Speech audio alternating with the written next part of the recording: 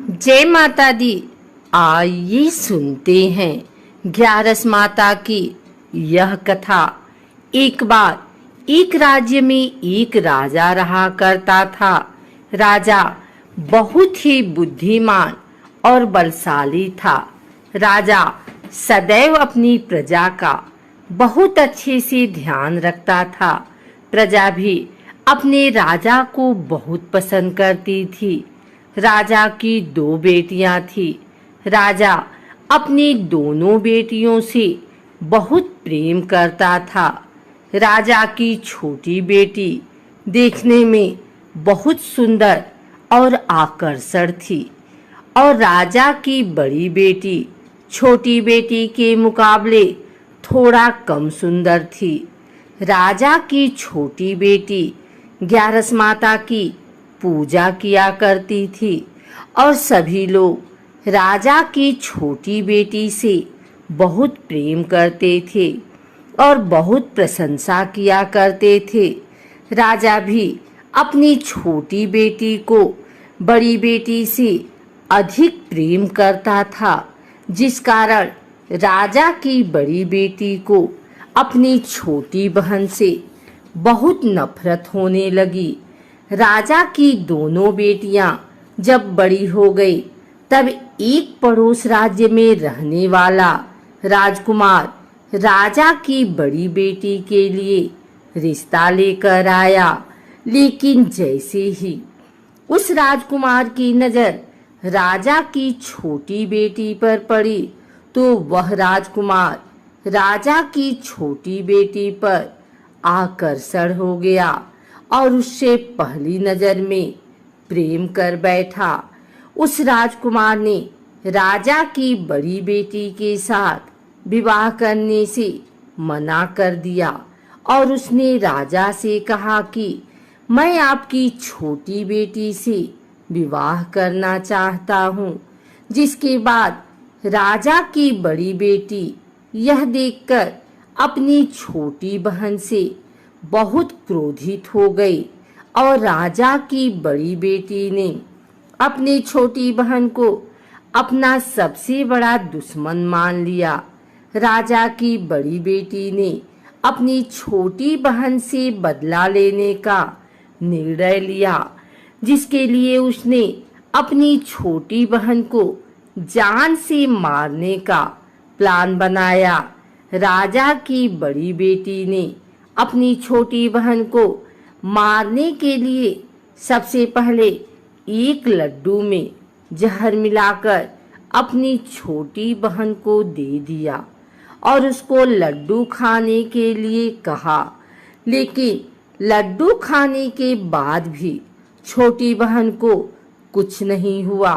बड़ी बहन यह देखकर बहुत आश्चर्यचकित हो गई, लेकिन बड़ी बहन ने हार नहीं मानी और उसने जब रात में छोटी बहन अपने कमरे में सो रही थी तब एक मटके में सांप रखकर उसे कमरे में छोड़ दिया।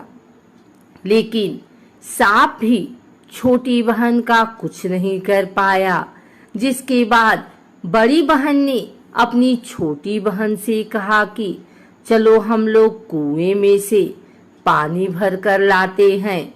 जिसके लिए वह अपनी छोटी बहन को पानी भरने के बहाने कुएं के पास ले गई और उसने अपनी छोटी बहन को कुएं में धक्का दे दिया।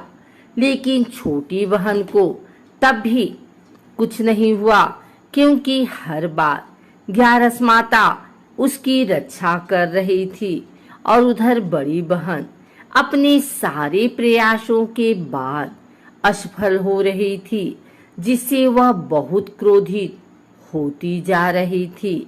फिर उसने अपनी छोटी बहन के पास जाकर उससे खुद ही पूछा कि मेरी छोटी बहन, तुमको पता है भगवान ने सबकी मृत्यु एक निश्चित समय पर लिखी हुई है और कैसे तुम्हारी मृत्यु होगी, क्या यह तुम जानती हो?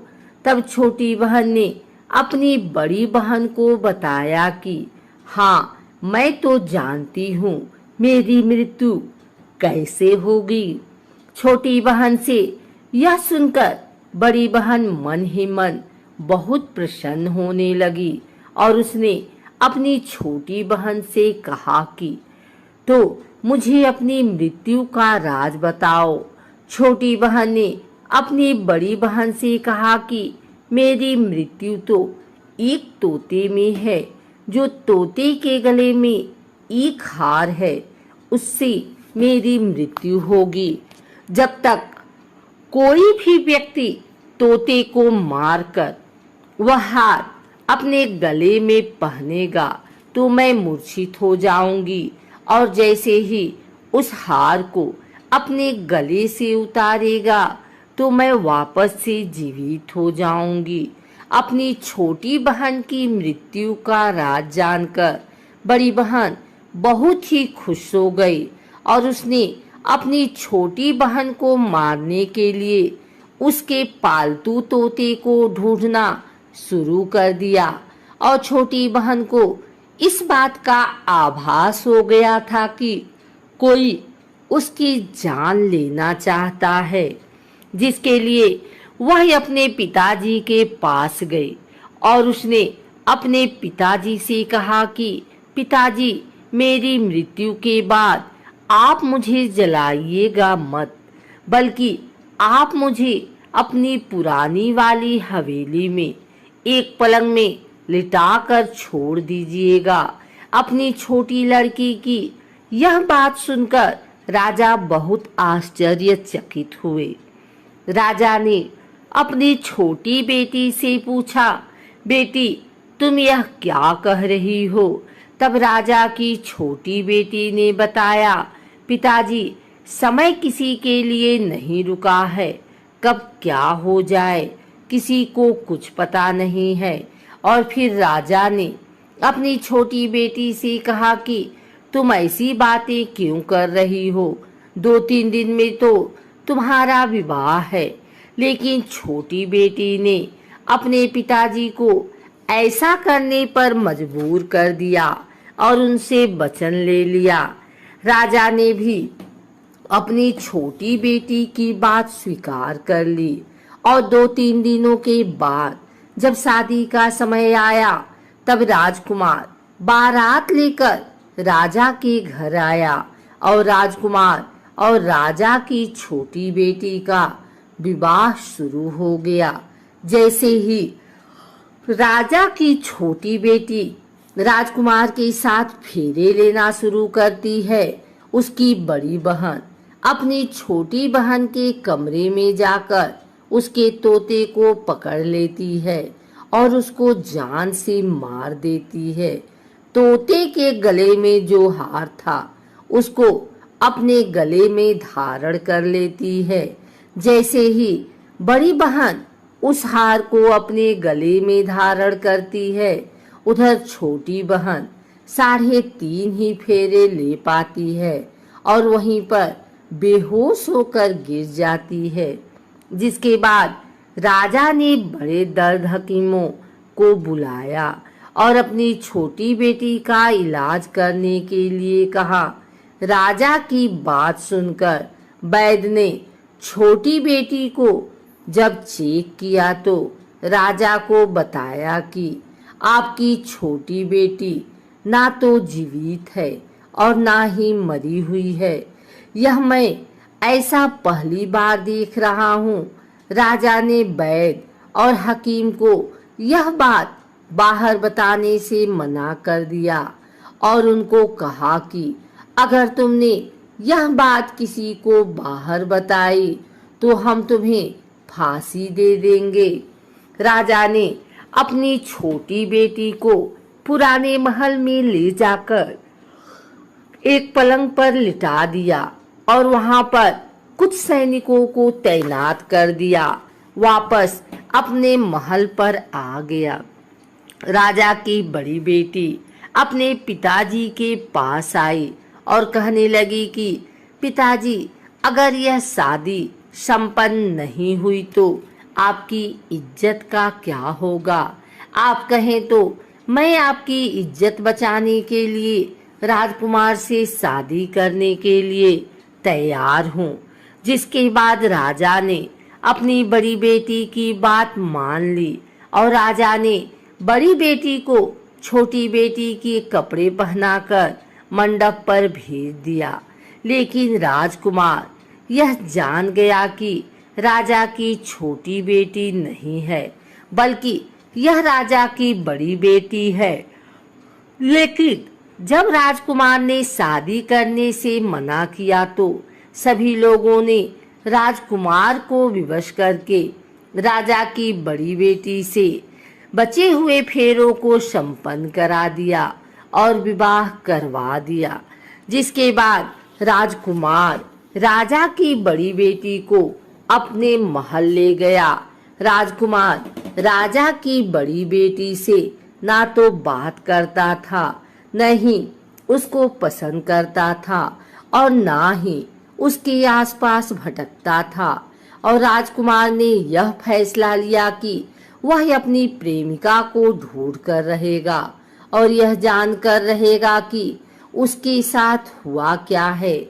एक दिन राजकुमार अपने घोड़े पर सवार होकर राजा के पुराने महल के पास पहुंच गया, जहां पर उसने कुछ सैनिकों को देखा।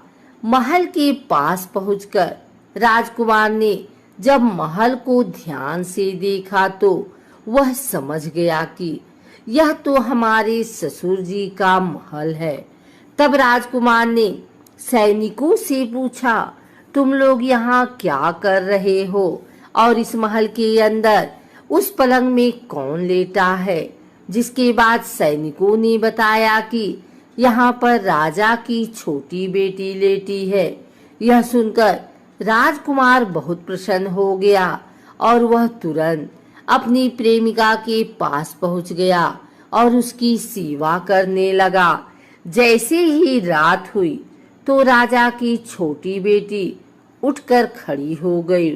राजकुमार यह देखकर बहुत खुश हो गया और उसने अपनी प्रेमिका से पूछा कि तुम यहाँ क्या कर रही हो? तुम मेरे साथ मेरे घर चलो। राजा की छोटी बेटी ने राजकुमार को सारी बातें बता दी कि मेरी जान एक तोते में बसी थी और मैंने यह बात सिर्फ अपनी बड़ी बहन को बताया था और मुझे पता है कि उसने ही मुझे मारने का प्रयास किया है। उसके पास एक हार है जिसको वह सुबह पहन लेती है और रात को उतार देती है। जब तक वह हार को पहन ले रहती है तब तक मैं मूर्छित रहती हूँ और जैसे ही वह हार को उतार देती है तो मैं जीवित हो जाती हूँ। और जब तक मेरी बड़ी बहन के पास वह हार है तब तक मैं ऐसे ही जीवित और मूर्छित होती रहूंगी।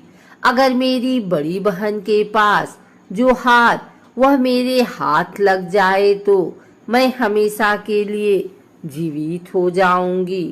राजकुमार यह बात सुनकर राजा की छोटी बेटी के पास रहने का निर्णय ले लिया और उसने अपने बचे हुए सारे फेरे उस पलंग में लेटी राजकुमारी की छोटी बेटी के साथ ले लिए और अपना विवाह पूर्ण किया।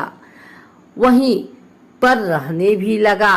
देखते ही देखते कुछ समय में राजा की छोटी बेटी और राजकुमार की पत्नी पेट से हो गई। एक दिन राजकुमार को किसी काम से बाहर जाना पड़ा। तब छोटी बहन के पेट में बहुत तेज से दर्द होने लगा, जिसके बाद उसने ग्यारस माता का आवाहन किया। जिसके बाद वहां पर ग्यारस माता प्रकट हुई और उन्होंने अपने भक्त के दर्द को दूर किया और एक पुत्र की प्राप्त करवाई।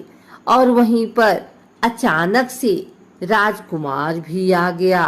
राजकुमार ने ग्यारस माता को देखा तो वह आश्चर्यचकित हो गया और उसने तुरंत माता को प्रणाम किया और ग्यारस माता ने राजकुमार से कहा कि जब तुम्हारा 5 वर्ष का बेटा हो जाए तो तुम अपनी पत्नी का हार लाकर इसके गले में डाल देना। और देखते ही देखते राजकुमार और राजा की छोटी बेटी का पुत्र 5 वर्ष का हो गया। राजकुमार अपने बेटे से कहता है कि बेटा, मैं कुछ काम से बाहर जा रहा हूँ, तुम अपनी माता का ध्यान रखना। और वहां से चला जाता है। राजा को बाहर निकलता देख बड़ी बहन के सैनिक देख लेते हैं और बड़ी बहन को जाकर सारी बातें बता देते हैं। जिसके बाद बड़ी बहन अपनी छोटी बहन के पुत्र को वहां से उठवा लेती है और उसको मरवा देती है। छोटी बेटी के पुत्र के 2 टुकड़े करवा देती है। पहला टुकड़ा चक्की के पास छुपा देती है और दूसरा टुकड़ा अपनी पलंग के नीचे रख लेती है। अब 11 माता भिखारी का रूप लेकर आती हैं। एक भिखारी का रूप रखकर बड़ी बहन के पास चली जाती हैं।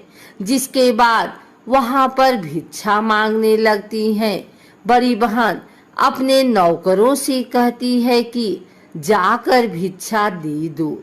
लेकिन जैसे ही नौकर 11 माता को भिक्षा देने के लिए आते हैं तो माता उन्हें मना कर देती हैं और कहती हैं कि मैं तुम्हारी महारानी से ही भिक्षा लूंगी।